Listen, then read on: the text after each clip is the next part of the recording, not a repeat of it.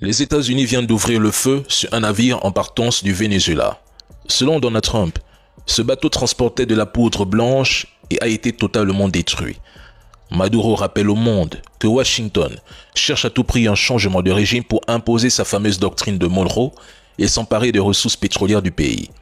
8 navires militaires américains dotés de plus de 1200 missiles, des Marines ainsi qu'un sous-marin nucléaire sont positionnés pour exercer ce qu'ils appellent couramment une pression militaire maximale sur le Venezuela.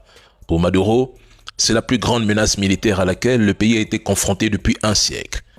Il affirme qu'il ne cédera pas aux menaces, que ses alliés sont puissants et que son armée est parfaitement préparée.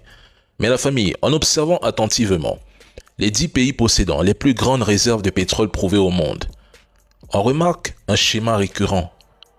Ils ont soit été attaqués directement ou par procuration, soit ils sont sous contrôle américain. Au Venezuela, on parle des sanctions et des tentatives de coup d'État. En Arabie Saoudite et dans les pays du Golfe, c'est le contrôle du pétrodollar et l'accord de Kinshasa qui prévalent. En Iran, les sanctions et l'isolement alimentent un conflit quasi eschatologique. Le Canada, lui, il reste un allié docile. Une grande partie de son pétrole, notamment les sables bitumineux de l'Alberta, est exporté vers les États-Unis, leur principal marché. L'Irak, qui a osé défier le dollar en acceptant l'euro dans ses échanges, a été envahi en 2003. Le Koweït demeure sous protectorat depuis la guerre du Golfe. La Russie subit sanctions et guerres économiques avec des tentatives de l'affaiblir et de la fracturer.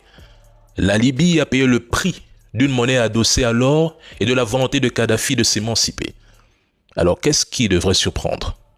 Sauf que cette fois, le Venezuela reste différent. Une attaque frontale est extrêmement risquée et improbable pour Washington, je l'ai dit.